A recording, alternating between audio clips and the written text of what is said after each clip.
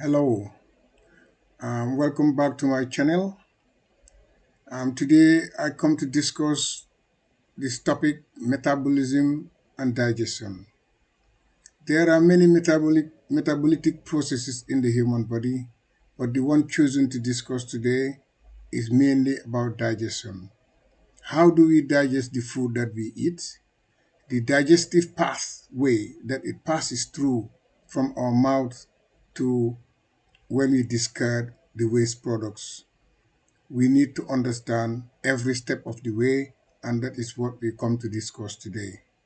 As you can see from this image here, somebody is putting food in their mouth and it passes through their gullet, which is the throat, normally known as the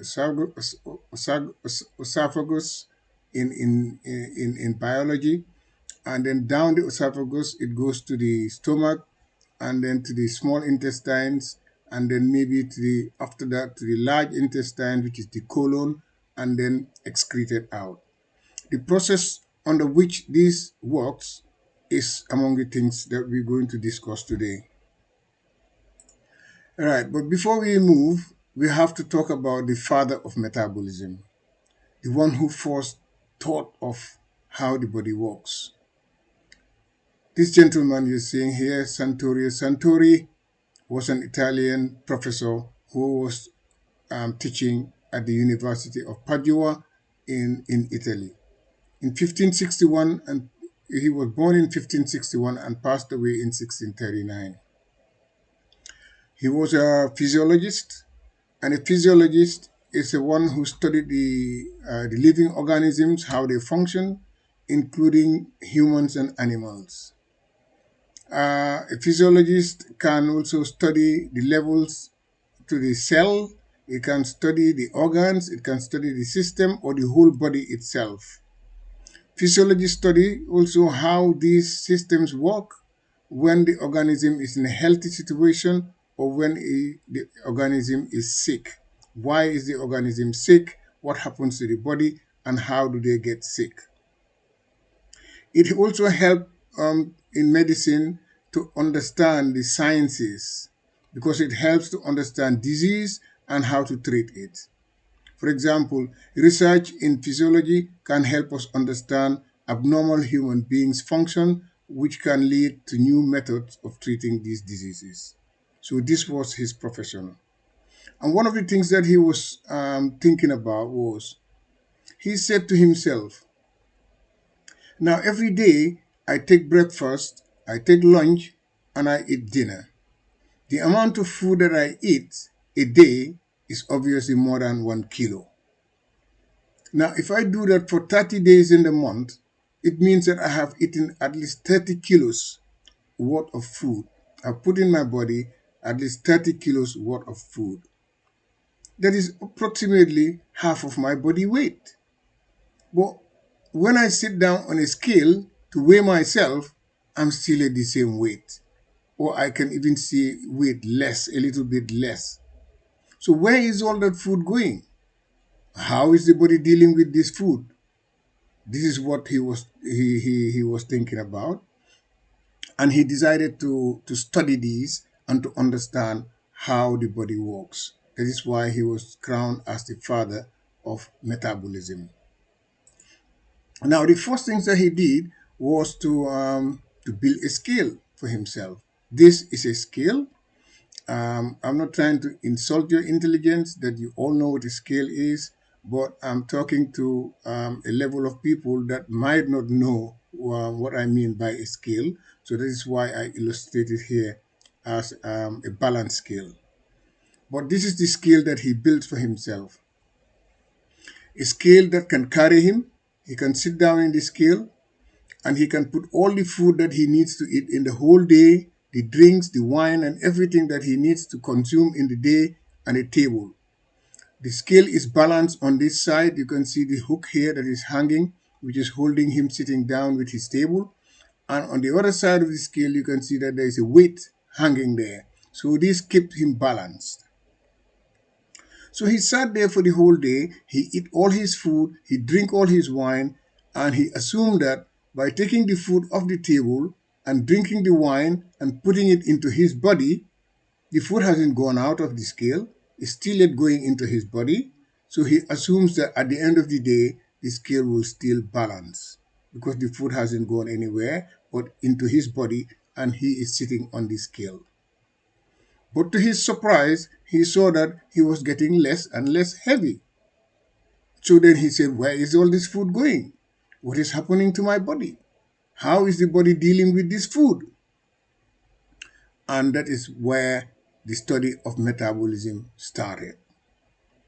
He was the one who built the first thermometer, clinical thermometer, to measure medical parameters of the body. He built many other medical instruments, but he is the father of metabolism. I thought it's good for us to understand that. Next, we have to talk about digestion. Digestion and absorption. That is what happens in the body. The food that we eat is broken down into nutrients to be prepared for the body to absorb those nutrients. So digestion and absorption are the two main things that happens in our body when we eat our food. And this is among the things that we are going to discuss. Absorption is when the cells of the small intestines take in nutrients to be transported throughout the body. So you have these two phenomena happening when food is consumed. Right. Now, what are the nutrients that are consumed within the food? No matter what kind of food that you eat, these are among the things that we need, that our body needs, the nutrients. No matter where we get them from, no matter what food we eat, this is what the body extracts from that food. It extracts carbohydrates, it extracts proteins, lipids, which are known as fats, but in the biological sense, scientific sense, is called lipids. It extracts vitamins and minerals and water. These are the six nutrients that our body needs. Now we're going to look at where these nutrients come from. Right. You have macro and micronutrients. The nutrients are divided into two groups. The macronutrients are the nutrients required in relatively large amounts, and they cannot be made by our bodies. We have to take it from outside and put it in our bodies, and really our bodies need these large nutrients. And they are carbohydrates, they are lipids, and proteins, and water. Water, although it's not a nutrient, it's not water is merely not considered as a nutrient, but because of it is consumed in large amounts in our bodies, that is why it is added here, as the macronutrients are the large amounts required in our body, and they're the ones that mostly provide energy to our bodies. Water does not provide any energy to our bodies, but carbohydrates and the fats and the proteins that we eat is where our energy comes from. So micronutrients also, on the other hand, are the nutrients required in smaller amounts, like the vitamins and the minerals that are in the food. We will be discussing where we get all these things later. This topic is a bit long, but I have to break it down maybe into three parts. And this is just part one, where we're going to discuss just the digestive pathway, like the organs through which the digestion passes through. And then in part two, we might discuss other things. Now here are examples of the macronutrients that our body needs. As I said in the previous slide, that we need carbohydrates, we need proteins, and we need lipids, which are the fats. This is where the energy is coming from in our body. Our bodies need energy. We need to create these energies so that we can walk, we can function, our physiological properties can work properly, metabolism can work properly, for us to sustain life. Without these nutrients, we may not survive. Now, for carbohydrates, you get your carbohydrates from these foods. There's a few foods that you can get high amounts of carbohydrates, like in spaghettis, in pastas, in bread, in rice, and other sorts of food that are high content of carbohydrates. These are just few examples. You have examples of protein sources here as well, which are the meat, the chicken, the fish, the shellfish, milk, cheese, and other type of food where you can really extract high amounts of protein. On this side, you have food that contains fats. They are fatty foods. Meat is a protein, but because of meat also have some fats in it, so it is considered a high amount of a high lipid food, a high fatty food. So meat, butter, cheese, milk, and other types of nuts. You can also understand that peanuts, if you pound them, you can have peanut butter, and peanut butter is very oily. So oil also comes out of nuts. So these are all sources of the different type of proteins, a different type of nutrients that your body needs. Now, we can calculate here the amount of energy that is contained in any of our foods. It has been calculated that 1 gram of carbohydrate is equals to 4 kilocalories, which is just 4 calories. A kilocalories and calories, they are all the same. What is 1 gram? 1 gram is 1 kilo divided into 1,000 portions. The 1,000th portion is 1 gram. Because it's 1,000 grams, that makes 1 kilogram. And 1 kilogram is a kilo. So if you divide a kilo into 1,000 portions, 1,000th of the portions is 1 gram. So carbohydrates, food containing carbohydrates, every 1 gram of that food will contain 4 calories. Protein, likewise, it has the same amount. 1 gram of protein also contains 4 calories. Fats contains 9 calories because it's very fatty and has more energy in it. It has more calories in it. So it got 9 calories in 1 gram of fat. Alcohol is not a nutrient, but at least it's got some calories in it, and 1 gram of it contains 7 calories. Alcohol, it is good to say here that it's a toxin. It's not a nutrient. Right. Now, here's an example of how you can calculate your food. If I give you a food that contains 10 grams of carbohydrates, and you know that 1 gram of carbohydrate is 4 calories, then you can just multiply the 10 by the 4, giving you 40 calories of carbohydrates in that food. If the food contains 5 grams of protein and 1 gram of protein is 4 calories, you can just multiply the protein by the 4, gives you 20 calories.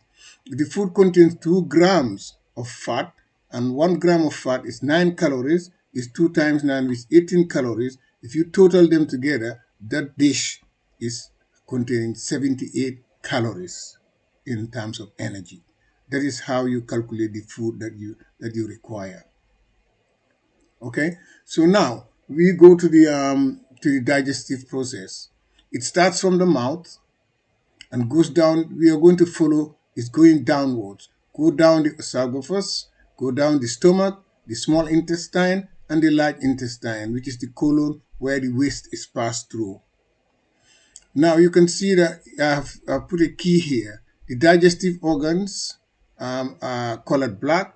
The sphincters, where like the doorways, the passageways, which opens and closes to let food pass through, will be in blue. The digestive enzymes, that is the digestive juices that helps to digest these proteins, these carbohydrates, and the lipids, will be in red. And the nutrients that are digested, like what is digested, is it a carbohydrate or is it a lipid or fat or is it a protein? What is digested will be colored in green. But for this part one, we're going to deal with the digestive organs and the sphincters. And later in part two, we discuss about the enzymes and the nutrients that are digested. You can see that from the mouth, when you put the food in your mouth, it passes through the mouth and then it goes down the throat, which is the esophagus, and then it gets to the stomach where the food continues to digest. And then from the stomach, it goes round to the small intestine, which is in this one. And then the small intestine does its job by sucking out all the nutrients out of the food. And then it goes through the large intestine where it passes through the waste product. Okay, so food, there are some terminologies that we need to understand. Food, before it enters the mouth, before you put it in your mouth, is called food. But once it gets into the mouth, it's not called food anymore. It's called bolus. Because in the mouth, it starts to mix with the salivas and digestion starts. After it moves from the mouth, goes down the esophagus, which is the throat, going down to the stomach, then it gets to the stomach, that is now called chyme. Because at that stomach, it is mixed with acid, and the stomach starts to break down some of the food that you eat. So now, you can see that between the mouth and the esophagus, there is an upper esophageal sphincter and a lower esophageal sphincter. These are the two sphincters which opens and close to allow food to pass through. And you can see it here.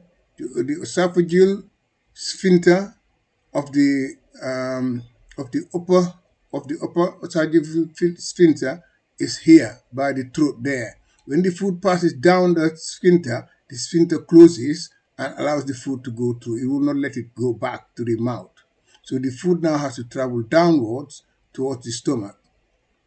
It gets to the stomach here. There is a sphincter here. You can see lower esophageal sphincter.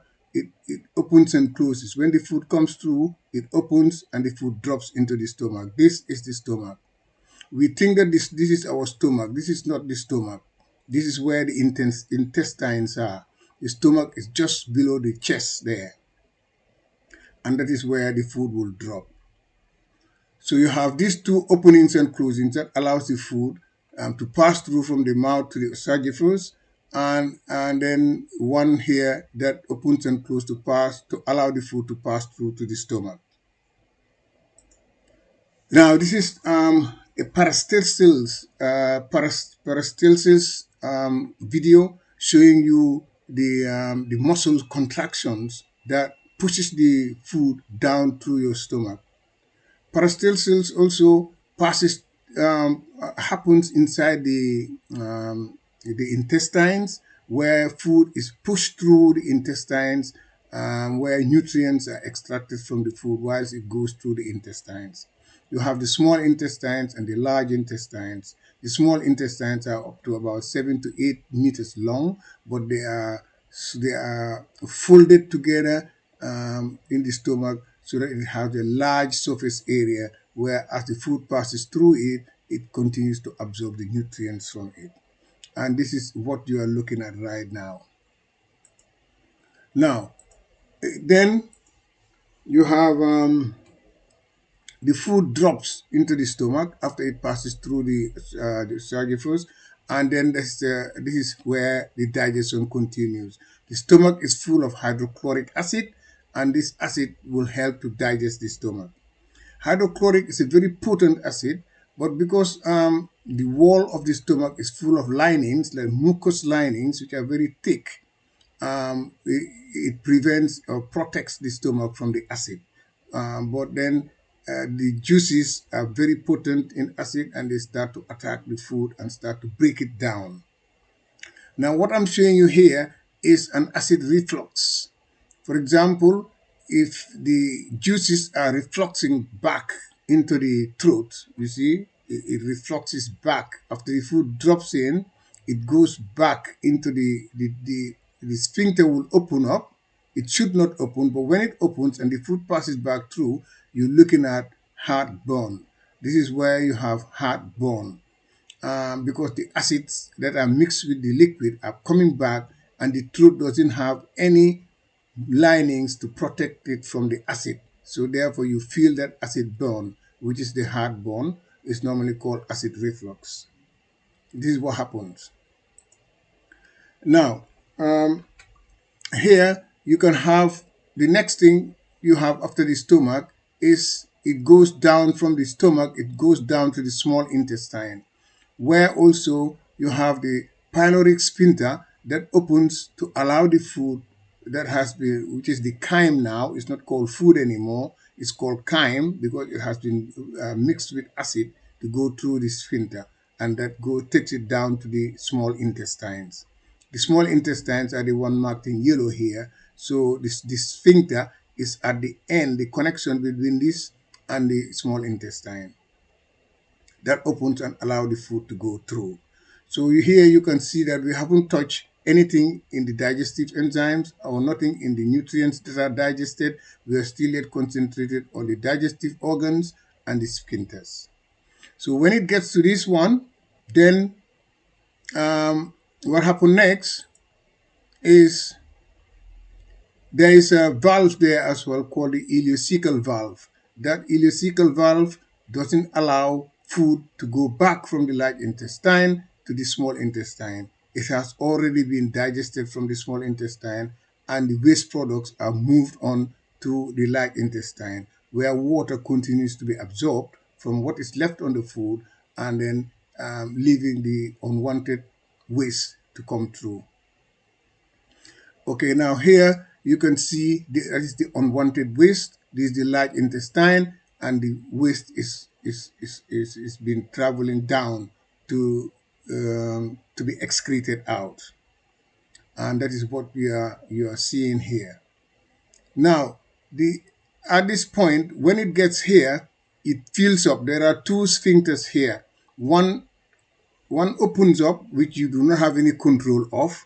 Whenever the large intestine pushes food down to the level here, that one will opens up automatically, and the waste will pile up here. And when it piles up, it sends out some sensations to the brain. Some nerves send some signals to the brain that there is food ready to go. There is some waste that is ready to go out of the body, and now the brain will send a signal to you so that you can now start looking for the toilet. But then the second sphincter, which is at the bottom, that is opened by yourself because you choose when to go to the toilet. But this one where the feces are packed up, that one you have no control over it. It will just come and it will open automatically, and it will pile up here, sending signal to the brain, telling the brain that it's time to go to the toilet. So then you choose the time, you open the lower sphincter to let all the waste pass through. So this is how the food um, pathway is. But what is digested? Where are they digested? What are the enzymes that helps to digest them is what we're going to be talking about in the next chapter, which is part 2 of this digestive system. Okay, so now um, I think the explanation have helped a little bit. I'll be doing it in Wolof in a minute, so that at least people who don't understand, or people who haven't gone to school, or people who school has not taken them to the level of understanding this, will have more understanding about it. I was trying to make it as short as possible, but at least it has gone up to 25 minutes anyway. I hope you like this program, and if you would like me to be doing more, please subscribe to my channel. The subscription do help, and maybe give it a thumbs up or make some comments. But please subscribe. Thank you. And I hope to see you in part 2.